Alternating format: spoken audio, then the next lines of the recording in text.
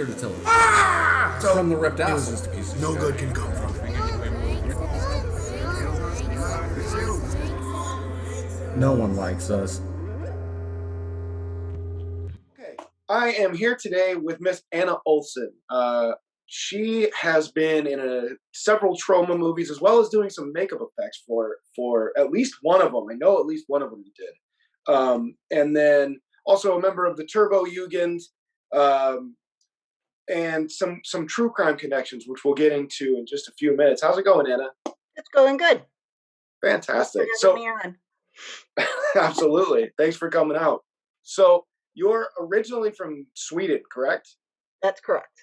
When did you get to the States? It was one of these situations where my father actually is an American, or was an American from Iowa, from a small town that was actually settled by Swedes, and he was an engineer that was sent over to help build a plant in the early or the late 60s. And my mother happened to be the purchasing agent for a company that was working with my father's company. And that was that. So I actually came around first. My dad actually returned to the States. And then eventually my mother and I immigrated.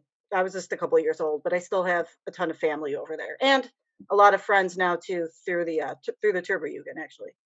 You're right on. Yeah, I was actually going to ask you about that because I know Turbo Negro, but I'm not super hip to the whole. And I've got friends that are Turbojugend, but I don't quite understand the whole scope of it. So before I get into that, do you still go back from time to time to visit everybody, or?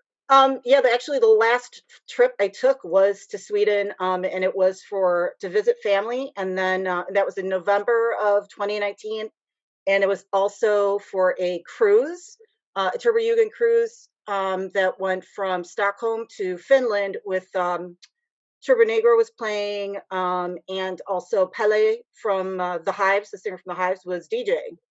So that was my last trip. So that's cool. I go over there quite frequently. Right on. Even though I don't know when that will happen again at this point, but yeah, right. Yeah, we're all kind of stuck in a holding pattern and have been for some time now. It's kind of brutal. Yeah. So let me get that because, like I said, I really have been meaning to ask our mutual pal about this, but I always forget. Can you tell me exactly how the Turbojugend came to be and what exactly that organization is? So I actually had to explain this to someone last night at trivia that was curious. I kind of compare it to, if you're familiar with the KISS Army, sure, it's kind of similar to that. It's a fan club for a band. We just happen to have jackets that have different chapter names on them, kind of like a motorcycle club, but without the motorcycles and definitely without the violence. The group is very into like anti-racism, anti-fascism, and there's thousands of chapters and members pretty much all over the world. And I don't know the exact details of how far it goes back, but it does go back at this point a couple decades. So yeah, Turbo Negro's been around 25 years, something like that. Mm-hmm. Yeah, and I know that. Like I guess I was curious about like you said, like that's kind of what I got from it. It's something of a bike club, like an MC, but it's does it have structure like that? Does it have a hierarchy, or is it just there's a chapter and we try to get together from time to time? So there are some rules. It's kind of like lightened up a little bit because it was starting to get a little bit too crazy, and people are like, "This is kind of ridiculous. This is just a fan club for a band." There were some issues with the behavior of some members, and then it started to get a little crazy. It's like we shouldn't be judge and jury. Things should be handled on local level. So it started to get a little bit too much drama. But for the most part, with chapters have presidents. The president is usually the person that founds the chapter. So here in Buffalo, the president is my friend Eric, and he's actually in a band called Governess, which is another kind of, I guess we call it death punk band. And I'm actually the vice president of a chapter called Eurotrash, which is just That's in more of a, we call a fun chapter. Most of the chapters are location based. So Turbojugend Buffalo is the Buffalo one. So there's a lot of chapters just based on what city that you're in. And then there's like spin-off chapters. There's a off the wall chapter, which is like Vans off the wall. Yeah. And like Bam Margera, if you're familiar with him, I think actually, he's a big Turbo Negro fan. I think he actually is in one of the chapters, or Okay. was at one point. So Probably there somewhere is in some structure Pennsylvania. to it. Yeah, and we're expected to, you know, meet up as often as we can. Obviously, now during the pandemic, that doesn't happen, but Right. we do have, you know, certain events, either just get together for, you know, barbecue, or we go see one of the bands play. And we have like anniversary events as well. So I think our chapter has been around since 2014, the Buffalo one. So this year would be 7 years. Well, hopefully we'll be able to have an event. We weren't able to obviously last year. So Yeah, I mean, it's looking like it might happen later on this year. yeah. Okay, that's very cool. That's kind of what I expected. I just always wanted clarification. I've always been curious about it. Yeah. So I mean, Turbo Negro is somewhere in the. I mean, it's basically a rock and roll band or a punk rock band. Um, what got you going down that road? What got you into punk rock, metal, that type of thing? Well, back in the, because now you're gonna know how old I am. Back in the late 80s, I actually started because I live in New York State, really got into New York hardcore. Um, so started going to a lot of hardcore shows, Sick of It All, 7 Seconds, some Orange County bands like Instead, like Slapshot, Warzone. Used to go to a lot of those shows. So it's kind of like been, you know, that genre kind of music for me. Sure. So Since did you grow up? Did you grow up in New York? well, in Buffalo, but New York City isn't that far. Sure. So yeah. Okay. So we'd get a lot of the New York City bands coming up here, and we actually had um, uh, there's a band called Zero Tolerance that was a local. Well, I don't know if you've heard of Snapcase. Oh, sure. Yeah, I've seen Yes, them play. Snapcase. Yeah, Snapcase is from Buffalo. Some friends of mine. There was also another band called Zero Tolerance, and that was one where there was a little bit of a situation. The guitar player for that band was actually on trial for um, murdering a girl here and burying her body. Mm. Um, and he got acquitted of that, and he's kind of disappeared. But that was a big um, it's some major drama for a while with that, because a lot of the people in the band somehow got involved and were on, you know, had to be witnesses, and it was kind of crazy. Um, no one really knows it was never really resolved, but um, some people kind of have an idea of what actually happened. I've heard some things. I'm not going to Yeah, disclose. yeah, sure. I don't blame you at all, and I wouldn't pick at you for that. I actually have heard of this case before, but I don't remember a ton of details about it. Yeah, I'm sure that's probably fairly easy to research for anybody that wants to get involved, go down yeah. that road. Um, so it sounds like you saw a lot of great shows back then. I was unaware that you were in New York State growing up. So you saw, you know, the Cro-Mags and Warzone, Agnostic Front, all of those. Were there any good, any real stick out in your mind, memorable shows from back then, or venues that you wish were still around, that type of thing? So one of our biggest venues here was called the River Rock Cafe, that was on Niagara Street, and that's where pretty much all the hardcore shows were. Um, it's since turned into it was a karaoke club for a while. I'm not even sure what it is now, but that was Mm, probably the best venue. Before that was a place called the Pipe Dragon that was absolutely just always 130 degrees, no ventilation. Hunger. I remember seeing the Hunger Artist, I think was one of the shows that I saw there. So I actually, one of my first serious boyfriend was a roadie for Sick of All. So I went out on the road with them for occasionally when they would tour with H2O, Civ. sure.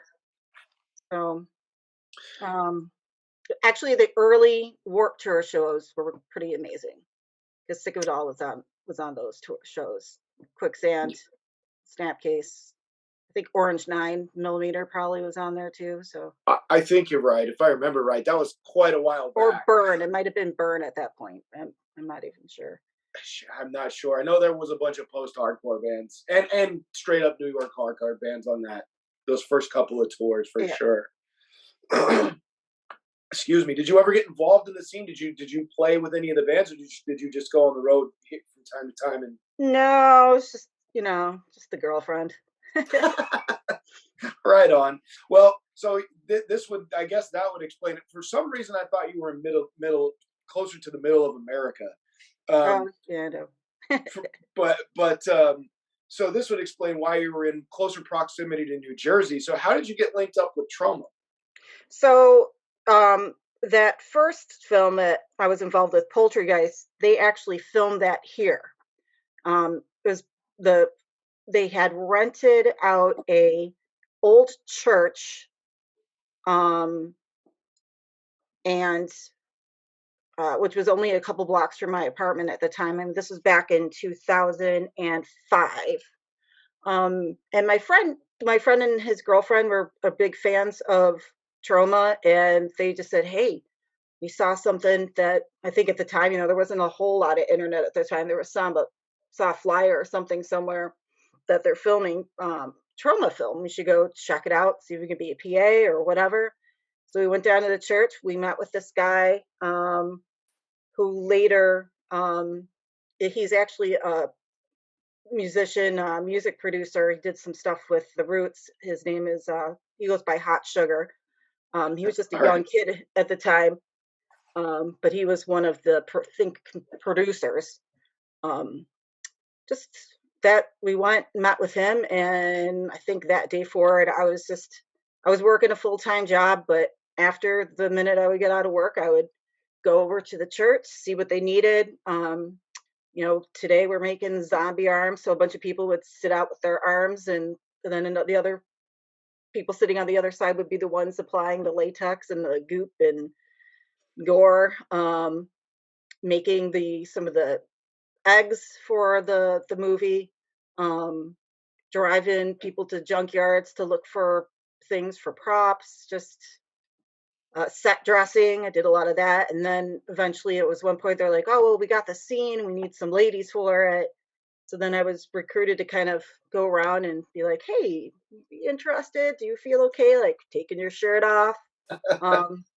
And it managed to recruit. And three of the girls that I met are still friends, really good friends of mine to this day. So there was definitely a lot. I keep in touch with a lot of the people that I met on the film.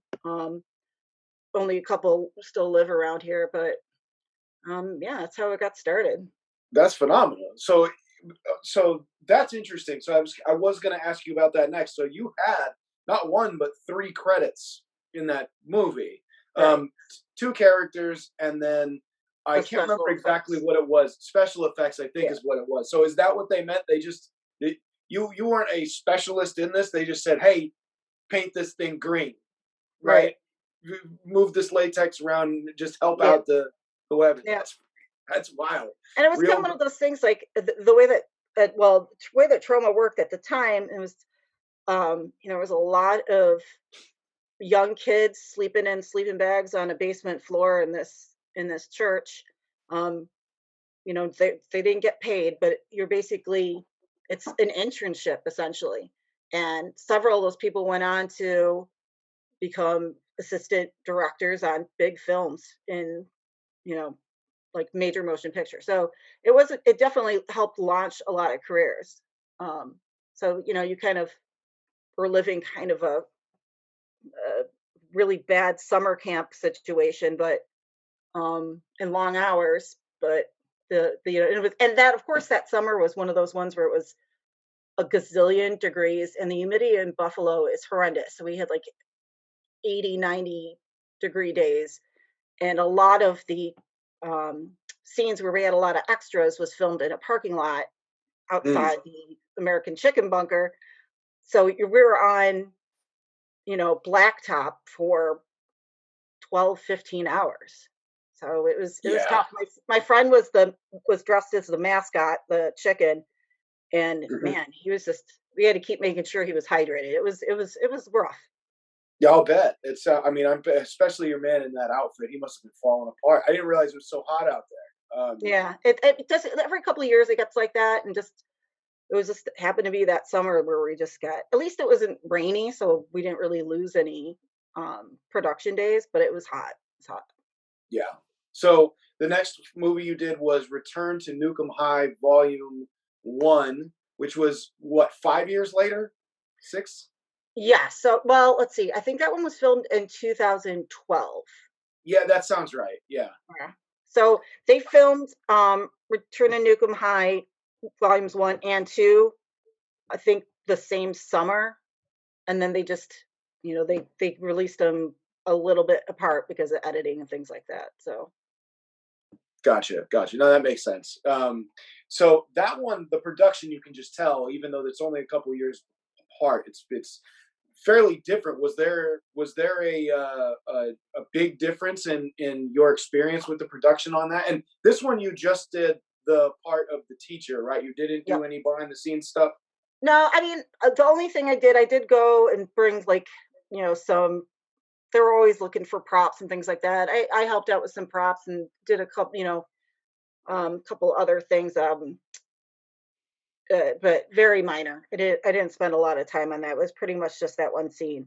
The one thing about when they filmed that was it was the first time they filmed digital as Oh, opposed to everything else before was on film. So it was funny because one of the when the scene that I was doing, like Lloyd kept saying like cut, and they're like it doesn't matter because we're not wasting film because it's digital. Because he was so used to saying cut because you need to you had to conserve film because that's all got to be um, uh, printed for dailies and things like that. But when it came down to digital, he had to get used to like, oh, I can just record as much as I want and figure it out later. right, right. Yeah, I mean, after doing it for something like nearly 40 years at that point, I'm Right. sure, It's kind of sure it's a hard ingrained. habit to break. So, Yep. you have told me in our talks before leading up to this, you said that you would like to work with them again. In what capacity would you prefer to work for them? Just the same way, just kind of be able to be there and be in the scene and maybe do some prosthetic work or something, or is there something you prefer to do? I just kind of like make a little, little bit part cameo thing, kind of get that trifecta. When they're filming this last one, oh God, what is it called? It's based on The Tempest. Oh, Um, Shakespeare's Shitstorm. Shakespeare, yes, that one. That was all filmed in New York, and I tried to get down there to see if I could uh, get in a little part, but I wasn't able to, and I was kind of bummed out by that. But Hmm. we'll see what the future holds. So Yeah, I'm sure they're not stopping anytime soon. I'm sure you'll find some something to get in on the ground yeah. floor with. Um, Shucks. So, was the production of this one a little smoother, or was it about the same as Poultrygeist? So for this one, they actually filmed the Return to Nukem High. They filmed in Niagara Falls at an old high school, and there they rented. What was the building that they? I think it was a former funeral home, from what I recall. Um, Okay. and there was I don't trying to even think if there was anybody that came back from Poltergeist. I think it was all new people, all the people working on the film, obviously just all new kids because it was so many years later. Well, my friend Walt did come up and help work because he's one that's a um has been doing a lot of assistant director work. He did come up and help for a couple weeks to work on the film. So I'm not really sure. It definitely seems like it was a little bit less chaotic than what I experienced. It seems like a different kind of group of actors as well. I Okay. don't really think it was appreciated. It's funny. I think Poltergeist is better though. Fair enough. I mean, it's definitely more. It's more of a kind of a punk rock movie. It looks like, you know what I mean. Right. The way it's filmed, the way it The looks. The Cretans and right, right. Um, but yeah, I'm not really mad at that. I think there's arguments both ways. If someone were to tell me that Nukem High was better, I would be, well, there's points to that. But yeah, I think I'm with you. Poltergeist is definitely grosser too, and that's what trauma is all about. About half the time. Yeah. One of the really gross days when I was helping to clean up was the day that they were shooting the scene where everybody was puking Inside the restaurant. Inside the restaurant, and the restaurant was an old Burger King. I think it's now torn down. It was kind of in a very ghetto neighborhood here, but I think it's actually have a fire. They built a new fire company, fire station on top of it. But at the time, it was an old either Burger King or McDonald's, and it didn't have any running water in it. So it was, and of course, it was hot, and we're trying to clean up all this fake vomit, which was, if I can remember correctly, cream of mushroom soup, I think some kind of those like foaming tablets, Yeah. and like green food dye. And people had to hold this in their mouth until seen, and then everybody's spitting up all over the place. And yeah, that was fun. Yeah, that's pretty repugnant. 90 degrees, no air, Ugh. and mushroom puke everywhere. So yeah, that sounds pretty brutal, and numerous takes, I'm sure. So yeah, it's just I mean fucking that building was, that they couldn't do anything with that building after what was filmed in it. There was fake blood, and then there's the one scene with the um uh, fly shaker on the toilet. Obviously, yeah, that bathroom was destroyed. So yeah. yeah, that one's pretty brutal. So the big one here is something that you let me in on. You sent me some pictures from your yearbook. That's what was that, Star Point? Where was that school? So Star Point is a high school in Niagara County. So it's about 20 minutes outside Niagara Falls. It's called Star Point because it was like the intersection of 5 towns. So as where most high schools are named after what town they're in, this one was kind of like it's in the country. I grew up on a farm, so Okay. it was just kind of like we have to put a school here to accommodate all these houses in this area because it was too far to bus to the other schools. That's how it ended up being there. And I want to say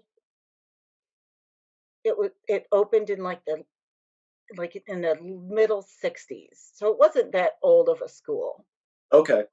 And just for reference, we'll get into it, but we're talking about the pictures you sent me was from your yearbook. Is this your senior high school yearbook? No, so that was the 85 yearbook, so I would have been a freshman, I think. I think if I don't mean to correct you, but I'm gonna double check. I think it's 86. Okay, yes. No, you're right. It was 86. So I was a sophomore. Yeah, okay. So you were a sophomore. It was his senior yearbook.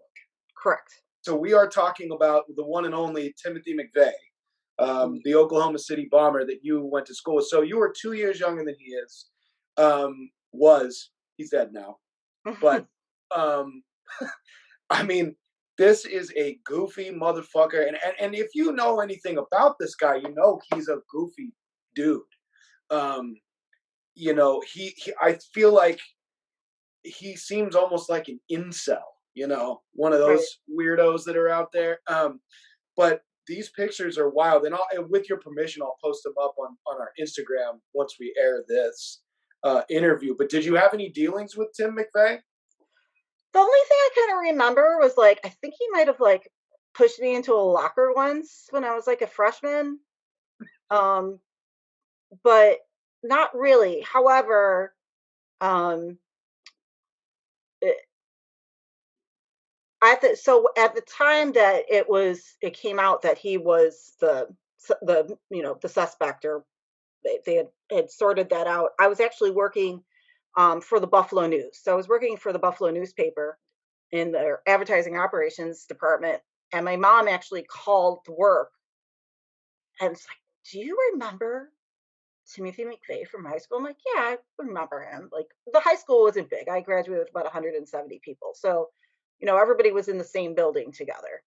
Um, and I'm like, yeah, I remember him. She's like, well, apparently he was the Oklahoma, he's the one that did that bombing in Oklahoma. And I was like, what?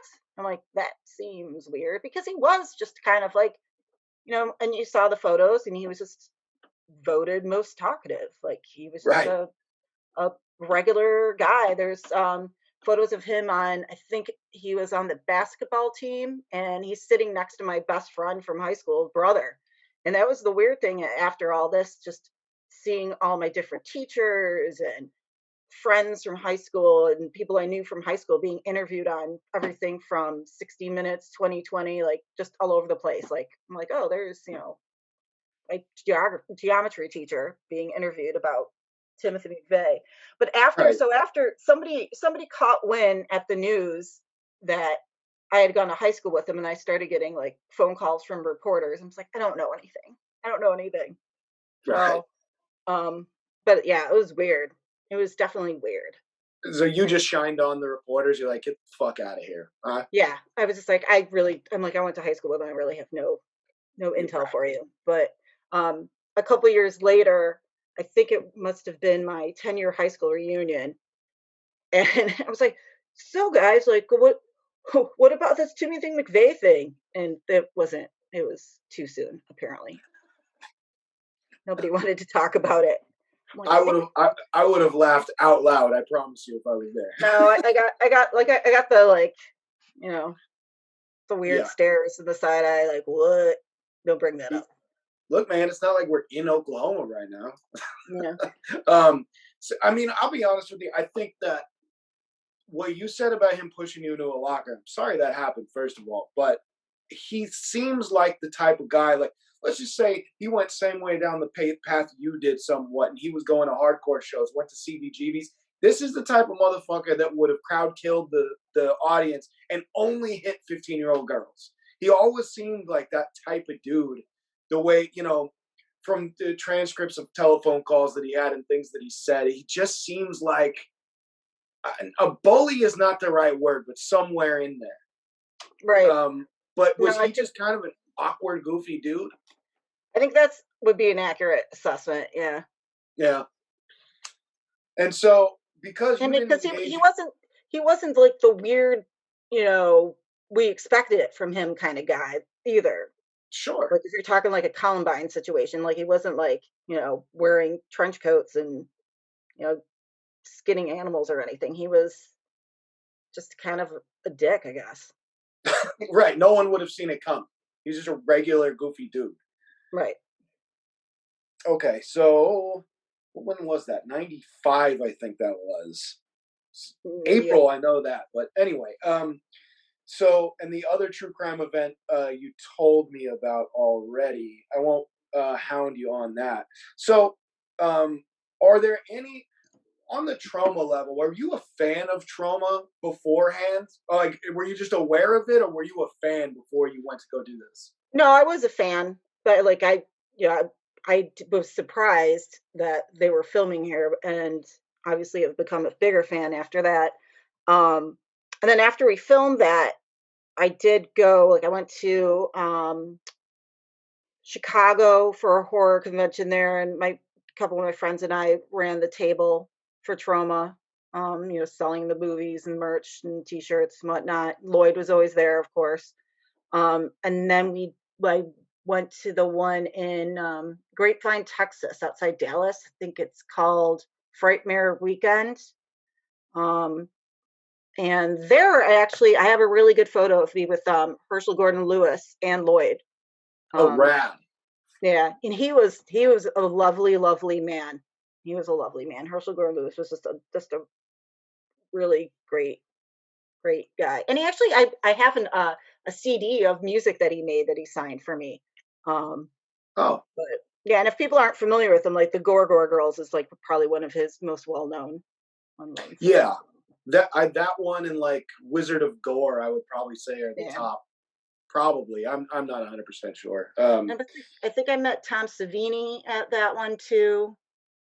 I can't remember who else was there. That was a good one. So how many of these cons have you done? Have you done a bunch of them with Um, them, or did you kind of go so on a small East Coast tour or middle New England tour with them, or? it was just when there happened to be one that was, it either I happened to be in the same place at the same time. So like the one in Texas, I happened to be down there for work. The one to Chicago, we just decided we wanted to make a road trip to Chicago. I went to visit some relatives and went to go visit. We went to go visit some friends. It was mostly like if it was close, um, I would go, or my couple of my friends that were also in the film would go. Eventually, this wonderful couple, Ron and Kathy took over, and they basically run all the table for all the cons. Ah, I did see them a couple years ago. I actually went up to, I think it was 2016. I went up to Toronto. They have a huge fan expo there. I mean, it's just enormous, and it covers everything. It's horror, it's sci-fi, anime, cosplay. I actually did a She-Ra cosplay when I went to that one, and okay. Lloyd wasn't there, but I actually, if you've have you seen any of the American Horror Stories? Watched every one of them.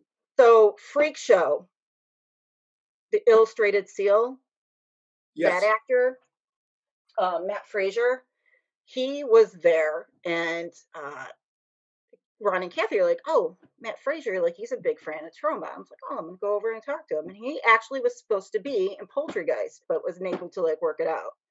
So Really? yeah, and he's awesome. We had a really nice discussion about film, and he does a lot of like burlesque stuff with his wife. That's Okay. really interesting, and we just had this long conversation about um, nudity and having a different mindset. He's from England, having a different mindset, like Europeans having a different mindset about nudity versus Americans.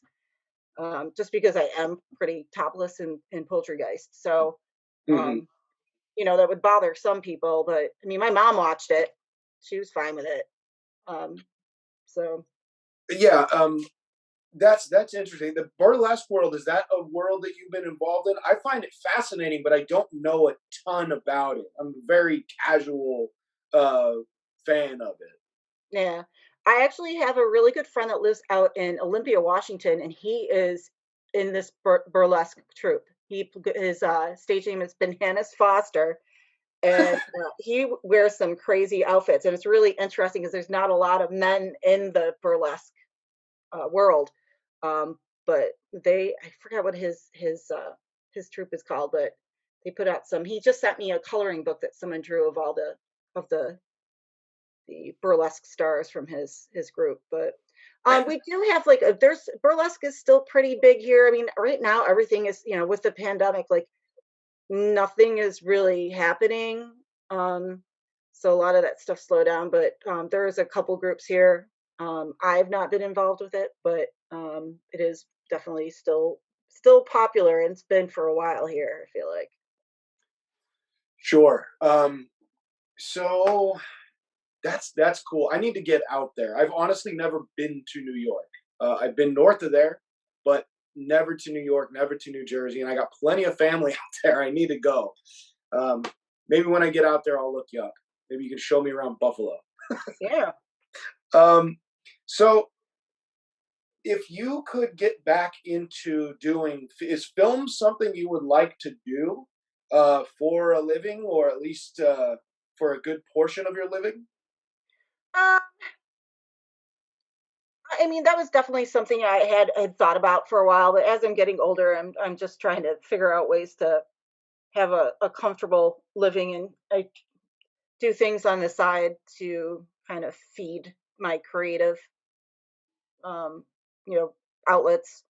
Um, I'm really heavily involved in like um, music in a way because I do work, well, was working for Live Nation, Mm, but that's currently in a holding pattern as well. Our venue here holds about 20,000, and our season runs from May to September. But doesn't look like we're going to be able to do anything again this year. So, which is kind of right. upsetting. Yeah, this keeps happening with people that I talk to in the music industry. It's just up in the air right now, and that's what my wife does for a living too. Yeah. It's hit all of us pretty hard. Yeah. And then I also work for the NHL, so I haven't been working that either. So, or Now, I thought the NHL was gonna be coming back, or do you work in a certain aspect where it's not? so yeah, I work in a position where there really needs to be fans in the building for me to Got have it. something to do because I work in operations. They did make an announcement today that they're opening up for select home games. Unfortunately, it's only 10%, which would be about 1,800 and 1,900 seats. Hmm. I'm not really sure what's going to happen. I gotcha. So I'm just waiting for the call. Sure. So are you a Sabres fan then? I am. My foyer of my house is painted blue and gold, which also happens to be, besides the Sabres colors, also happens to be the colors of the Swedish flag. It's true. Um, so I have jerseys hanging on the walls, sticks, pucks, you name it. Very cool. Very Being cool. a Yeah. Swede, you kind of have to be a hockey fan. So Oh, sure. Yeah. Hockey is my favorite professional sport, I guess outside of boxing, but team sport all day. Love hockey. I'm a Bruins fan, but I don't have any heat with Buffalo. yeah, Just Montreal. Um, yeah. Well, yeah. I have a friend who's a big Canadians fan, and he always gives me a hard time about it. So, for being a Sabres fan. hmm and he lives here, but he just loves the Canadians. That's So, interesting. I mean, yeah, an original six. It's a lot of times people are just a fan of that team because it goes back so far. I'm not right. sure. Um, so I was just going to ask you a couple of softballs here as we're wrapping up a little bit. You being a Troma fan, do you have a top three, a Mount Rushmore, or top five Troma films that you like? And yeah, and are there any that people forget about that you think that is underrated? I think Tromeo and Juliet might be my favorite. Um, Terra Firma is also a good one, and the Sergeant Kabuki Man. Um, obviously Toxic Avenger is good. I mean, and that's interesting too because they are filming that remake, the Hollywood remake of Toxic Avenger. Yeah, Um, and I can't remember. I looked up the other day who the director is. Um, I forgot that was happening. and I just saw this, and the director happened to be in something I watched the other day. Oh, I don't see it now. Oh, here it is. Yeah, because they have Peter Dinklage is the only person so far that they have indicated for Right. casting. Macon Blair. Yep. Who's that? So he is. I don't know if you're familiar with this just came out last week, I think, on Netflix. Was that I Care a Lot with Rosamund Pike? She was in that Gone Girl movie. That's right. I heard about it. I haven't watched it, but I'm hip. I So heard about Peter Dinklage is in that as well, and Macon Blair is actually in that film as well. He's just like one of these. He's just recently, um, just kind of started showing up in films. Um,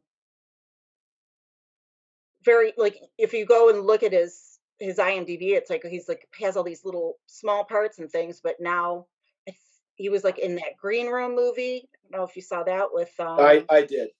Anton Yelchin. Yeah, that was a really good film. Not bad. Not bad at all.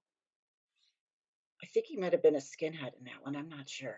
Can't remember. But yeah, he just kind of came out of nowhere. I'm like, who is this guy? And now I keep seeing him everywhere. So Hmm. I mean, the original Toxic Avenger is a super ton of fun. So I'm really looking forward to what Hollywood is going to do to it. Yeah, I've got.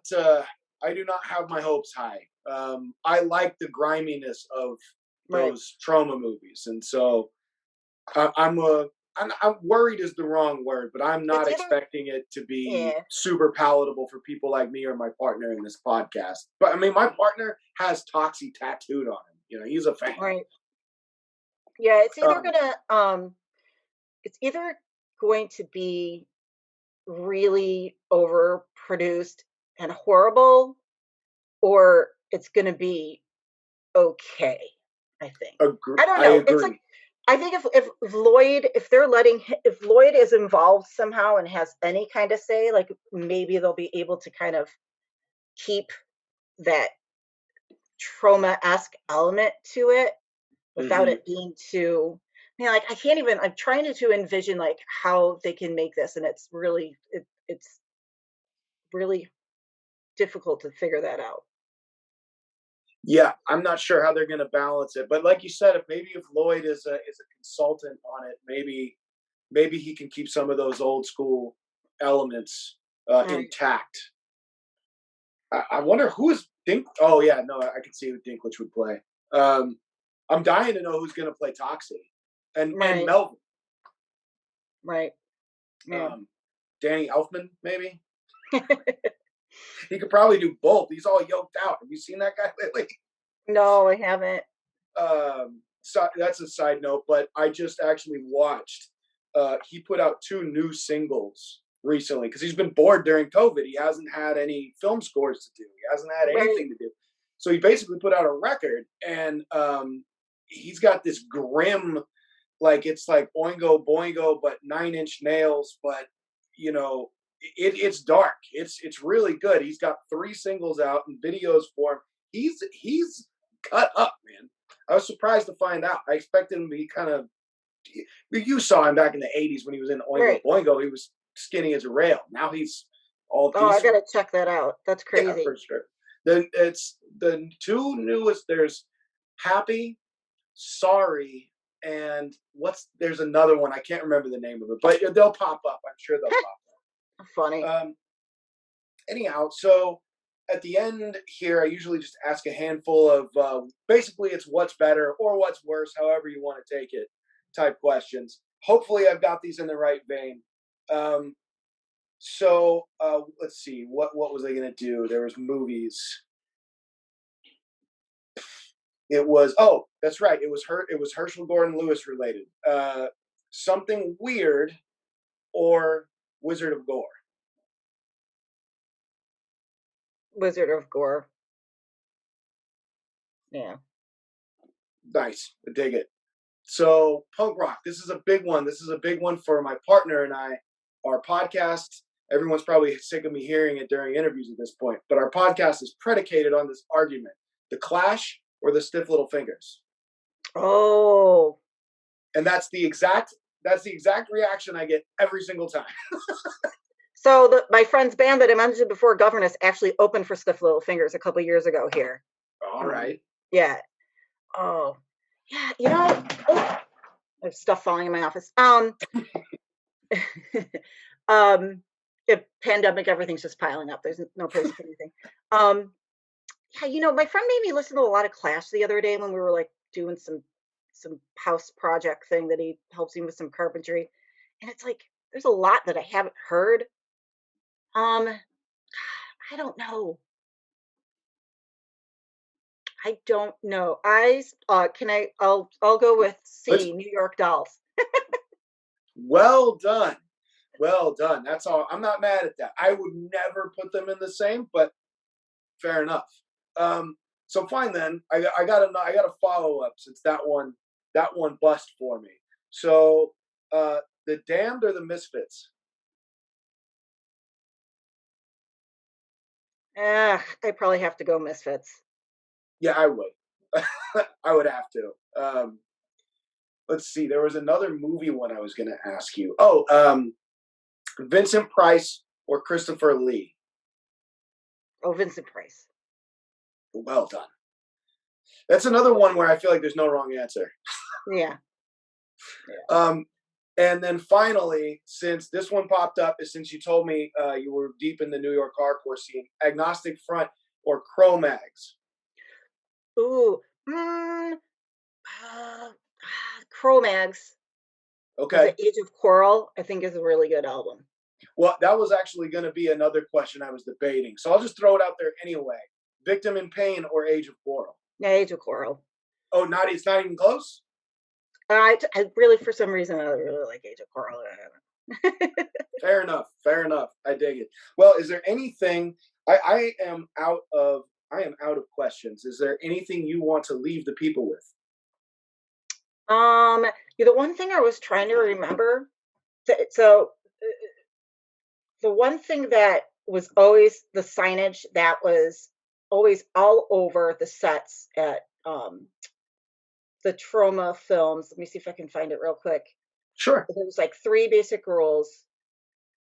Oh, it was like something you put near the pool or something Here it before is. you go So in. Like, I hey, think Trauma rules. All right, so Trauma has three rules of production. So this was always something that was ingrained, but it's been 16 years.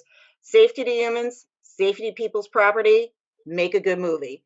And you know, Lloyd has some great books out on for people that want to make a movie, make your own damn movie. that book's And then he great. did some like sequels to that as well, I think. So yeah, and Lloyd is just a great guy. I haven't seen him in a couple years. I hope he's well, but he's one of those people that remembers everyone's names, even if he's only met you once. Yeah. Um, you know, he's got a vision, and he doesn't. You know, he's been in so many independent films too. You always see him popping up somewhere. Um, you know, like and James Gunn was he wrote the screenplay for Romeo and Juliet, got paid $150 for it, and now he makes Guardian of the Galaxy movies for Marvel. So like He does. I prefer Slither over those ones, but Slither was good too. You see Lloyd's cameo in that? of course, I every time I see a cameo from Lloyd, I mark out. I just love that. It feels Oh, he like was it's in there for I me. forgot he was in Guardians of the Galaxy too. He's in Oh, was that. he? Yeah. He's I like didn't see just it yet. yeah. You haven't seen Guardians of the Galaxy yet? No, I haven't. Really behind on comic book movies. Yeah, I mean, definitely see those two. Um, they're they were different. I like them so much better than so many other comic book movies because there was good soundtrack and it was funny as well as that, like it just had like all the elements of what a good film should be with just not being completely like cheesy and serious. So True. I'll have to check them out. You have my word. I'll go check them out and I'll yeah, text you what I think about them. cool. Well, Miss Anna, thank you so much. It's been a pleasure Yeah, getting to know you. And maybe we can do this down the road if you have something come up that you want to promote or something like yeah, sounds good. that. Let's put over your, we do have listeners on the East Coast. What's the name of the bar that you do trivia at, Oh, or yeah. restaurant? So I do trivia at Musuda Chow's, which is downtown Buffalo. It's a Japanese restaurant arcade, and it's owned by Christine Allen and Johnny Chow. And Johnny Chow he was in Cavalier Conspiracy, um, Fireball Ministry, and now he is the bassist for Stone Sour. Oh, that's heavy. That's a big deal. I mean, they're probably not doing a ton right this second, but No, that's not a lot cool. going on, but yeah, we do trivia there on Wednesday nights. I read trivia. It's been going great. It's a great place. And people come to Buffalo when they're able to travel. They go to Niagara Falls, come to Buffalo, and come get some ramen. I love it. Well, I'll try and if I can ever get out that way, I promise to look you up. I thank you for doing this with me today. You have Yeah. a Well, great one, thanks for huh? having me on.